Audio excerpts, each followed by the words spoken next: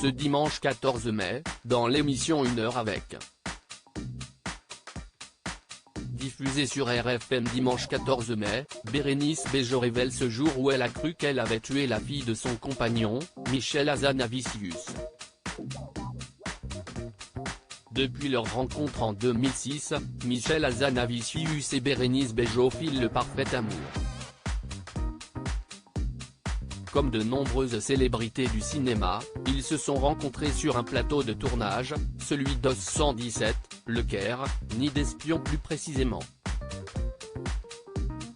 Depuis, ils ont eu 2 enfants ensemble, Lucien, né en 2008, et Gloria, née en 2011, et forment aujourd'hui une famille recomposée heureuse. Le réalisateur de 56 ans était déjà père de 2 filles, Simone et Fantine, nées de son premier mariage avec la réalisatrice Virginie Lovisone.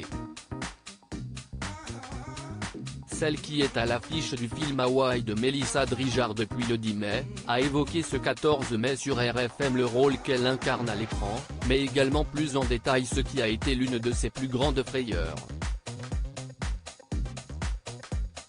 Je me baladais à Paris avec mon mec à vélo et j'avais sa fille, qui devait à l'époque avoir 3 ans.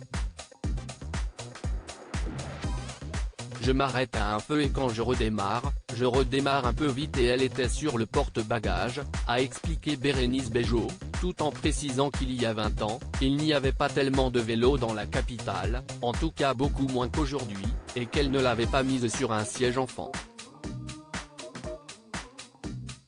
C'était horrible, j'étais tétanisé et là, elle est tombée, ça a fait poc et je me suis dit, ça y est, j'ai tué la fille de Michel. Je n'ai pas bougé de mon vélo. L'actrice a ajouté, en se remémorant cette angoisse incroyable qu'elle a ressentie et qui l'a paralysée sur place. C'est-à-dire que Michel m'a regardé, la petite est tombée. J'ai dit, ouais, je sais, ouais. Ben, fais quelque chose. Non, je ne sais pas comment faire. C'était horrible, j'étais tétanisé.